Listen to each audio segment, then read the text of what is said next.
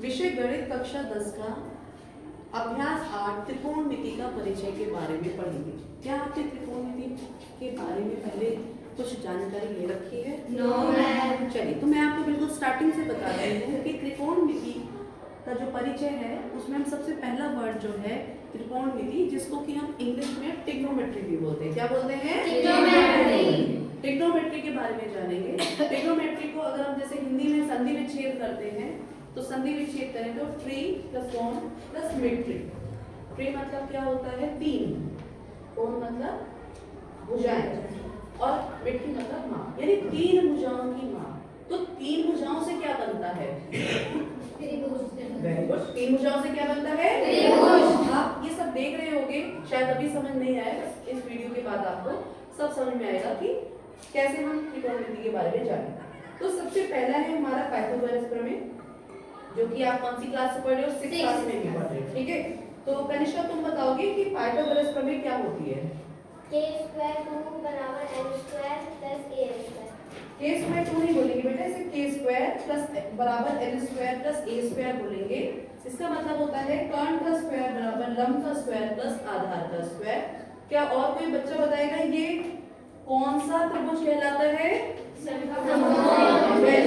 जिसमें एक कोण 90 डिग्री का होता है वो हमारा समकोण त्रिभुज होता है। यानी कि हमारा जो समकोण त्रिभुज है, जो सबसे बड़ा कोण है, उसके सामने जो सबसे बड़ी भुजा है वो कर्ण होती है। तो कर्ण की घात 2 यानी कर्ण स्क्वायर बराबर लंब स्क्वायर, जो खड़ी हुई रेखा है, प्लस आधार यानी पड़ी हुई रेखा आधार के योग के बराबर होता है। इसमें सबसे पहला हमारा पाइथागोरस प्रमेय के बारे में जानेंगे। इसके बाद हमारा आ जाता है त्रिकोणमितीय अनुपात। अब त्रिकोणमिति में हमारी 6 टर्म्स के बारे में आप पढ़ेंगे। विशाखा, कुछ 6 टर्म्स दिख रही, क्या तो पढ़ के सुनाओगे? क्या लिखा है? बताइए। sin थीटा बराबर l upon k, cos theta बराबर a upon k, tan theta बराबर l अपॉन a, यस।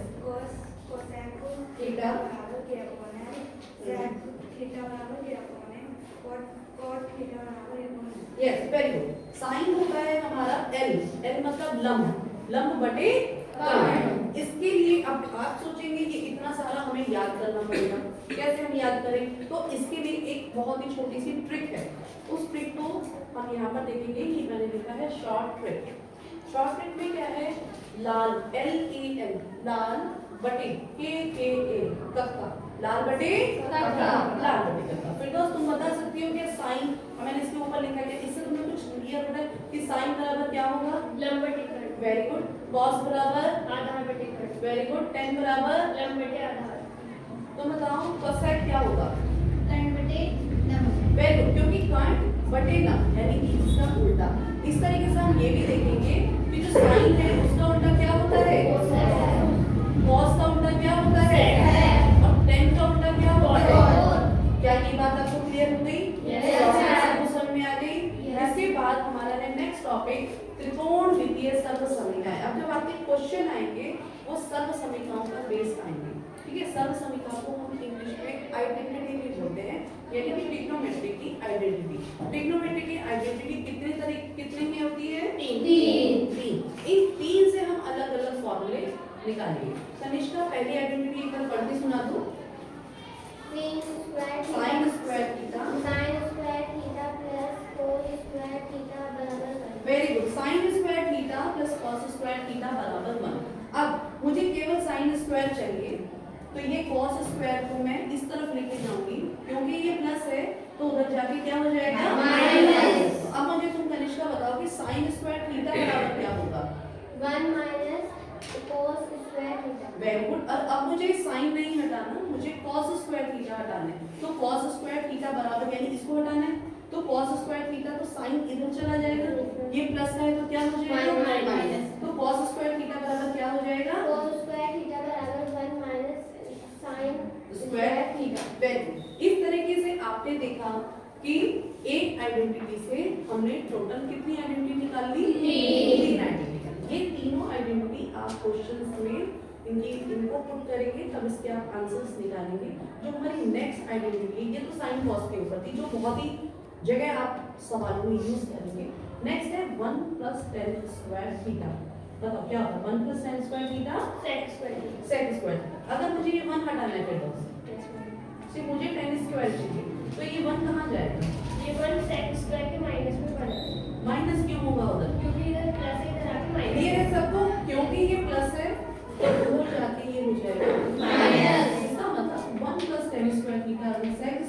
ये 1 इधर चला जाएगा तो tan स्क्वायर थीटा रह गया और ये 1 इधर चला जाएगा तो sec स्क्वायर थीटा बनना 1। अब तुम नेक्स्ट लास्ट आइडेंटिटी बताओगी 1 plus cot square theta is equal to cosec theta. cosec square theta. Cosec square theta. ठीक है तो cot स्क्वायर मुझे चाहिए तो ये 1 उधर जाएगा तो क्या बचेगा Cosec square theta cot minus 1. cot square theta रहेगा यहाँ पे बराबर minus 1. हाँ cosec square theta minus 1। Nishat एक बार तुम बताओ ये लास्ट वाली आइडेंटिटी इधर रख जाओ थोड़ा फेस से रख 1 plus cot square theta बराबर cosec square theta।